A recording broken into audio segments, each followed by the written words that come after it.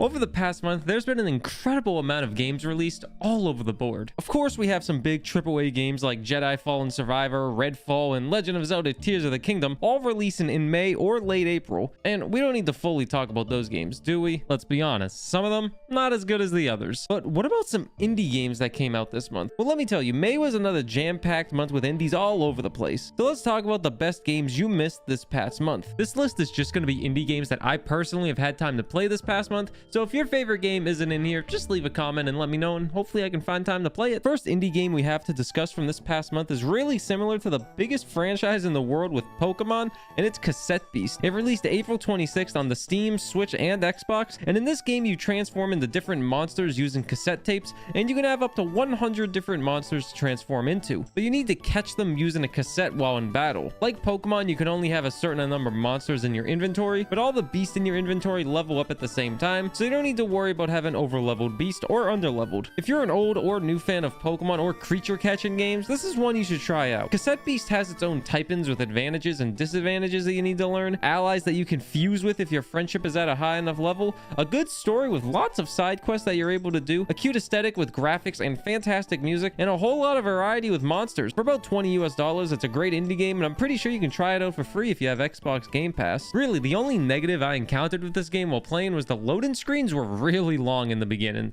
but overall, still a great game. Our next indie game is a very unique one, and it's Tape to Tape, which released into early access on May 3rd of 2023. In this game, you play as a golf pro who turns into a hockey player trying to return hockey to its former glory. You play through multiple acts, and at the start of each run, you get to pick one other superstar to be on your team, and then you have 3 bench warmers. You control every player, and inside the game is just a fun hockey game with roguelite aspects and silly abilities. Throughout the run, you can do small challenges, buff your characters, and fight bosses. And those boss fights, they're just a challenge in hockey game. Outside of a run, you can spend your hard-earned currency rubbers on upgrading your character, unlocking new superstars to join your team, and unlocking new power-ups which are used inside of a run. Really, if you're a fan of hockey or you're open-minded with some wacky roguelites out there, you 100% should try this game out. It's fantastic. It's a great pickup, but it is a little pricey at about $20 US, but I enjoy it quite a bit. This next game, some people may not call it an indie, but it's an indie to me. It's just a very well-known indie, and I am hopelessly addicted to it, and that's Darkest Dungeon 2. And you control 4 characters as you go through multiple different regions, fighting enemies, collecting trinkets, and making sure your characters don't have a meltdown and die. Your goal is to make it to the mountain at the end of every single run, which has a new boss with every chapter. The game only has about 5 chapters total, but each chapter can last about 2 to 4 hours, and if you've never played Darkest Dungeon, you're probably not going to be able to beat these bosses for a while. It took me like 25 hours to beat the second boss.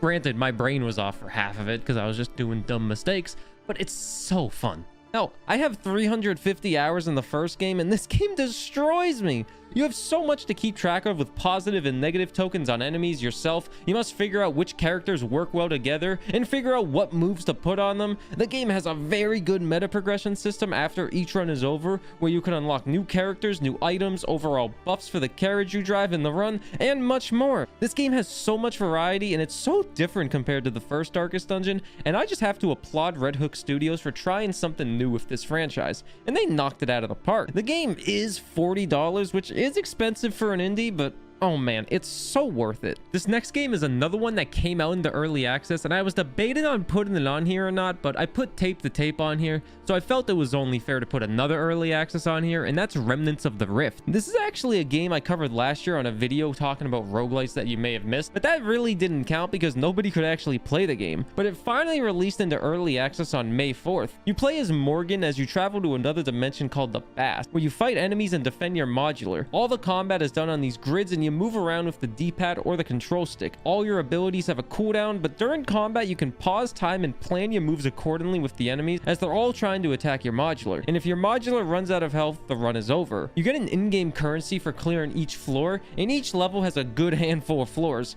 And with that currency, you can unlock new abilities, upgrades, and even add more health to the modular. The game seems like it has a lot of upgrades available, and it has a lot more inside of a run with boss fights, stores, and upgrades, and it's an overall good time. The soundtrack is also very good and fits the futuristic retro vibes that the game is giving you. Although the music can get tedious at times, the game has no voice acting, and the sound effects aren't too noticeable, but still a good game for early access at about $20 US. This next game is another Horde Survivor Vampire Survivors inspired-esque game, and it's Halftime Heroes. Seems like I cover one of these games every single month. They just keep popping up. Halftime Heroes has you pick one of 2 starting classes and fight waves of enemies while you level up and upgrade your abilities and stats. You earn gold in the middle of a run, which seems to only have one use with unlocking new characters, as the game has no meta progression, which is fine with how easy this game is on default settings. The enemies all stay the same, and really the game possesses no challenge until wave 50, where enemies just straight up don't die. And the models for enemies don't ever really change either, so you just end up fighting the same enemies the entire game, which I guess is okay. I'll be honest, I never expect too much with these types of games. When I'm looking for indie games to play for these types of videos, there's so many of these types of games, and you know, I decided I'll try one. Maybe I'll try one every single month, who knows. Now, all the different classes have different starting spells and stats, which is nice, but the stats are so easy to level up. After about 4 minutes, you'll probably have a totally busted run. But there are a couple nice little touches with this game, with a few difficulty enhancers to change a run, which isn't a lot. But then the coolest thing is the ability to customize your own character and use them inside of a run. But overall, I was a little disappointed with this pickup, as it was very, very easy, even in my first run. And hell, I got all the achievements in 30 minutes. The graphics are nice, and it's only about $2, so you don't really lose out on too much. But if you're a fan of these horde survivor games, you might as well try it. Just be warned that this is very, very easy. This next game is one I was very excited about, as it reminded me a lot of Have a Nice Death, and it's Death or Treat, which released May 11th, and let me tell you, this one was a disappointment, especially for the hefty price of $25. I could somewhat excuse this game if it was early access potentially, you know, they could try to fix it up. But nope, this game was fully released, and it's a disappointment, to say the least. The game as a concept is okay. You're trying to sell candy in the deserted town, so you go on a killing spree in the competition's factory. Throughout the run, you collect candy and other resources, which allow you to make buildings in the hub world. I made a few buildings, and they allowed me to buy weapons and spells, but they cost so much and didn't really motivate me to play the game even more to get another weapon. The in-game runs feel bland, and the combat feels very, very janky. It has some potential, as it's very similar to Have a Nice Death, but it just does not feel good. It needs to be ironed out a lot more. The dashing is inconsistent, enemies are lifeless, there's not many heals, the ability that they give you takes way too long to charge, and I was just disappointed with this one. But I'll be honest, the title may be the best indies of the month,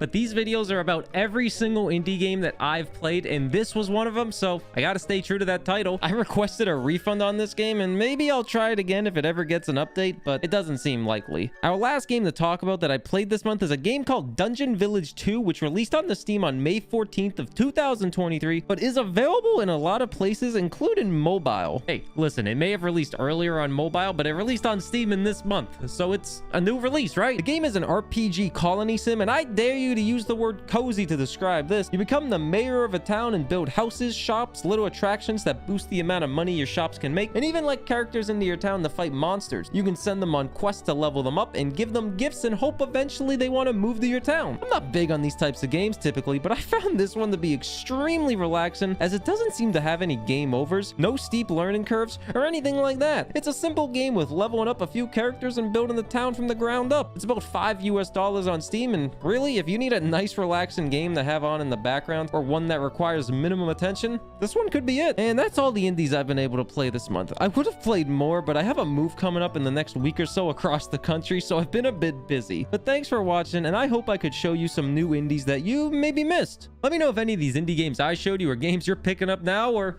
if I missed your favorite game from this past month, let me know in the comments. Hopefully I'll be able to play it. I don't know if I will, but I appreciate you watching, and an extra special shout out to the people that support me on Patreon still through these inconsistencies. I'm hoping once this move is done, I'll be super consistent again, but life is just busy. Thanks for watching though, and I'll see you next time.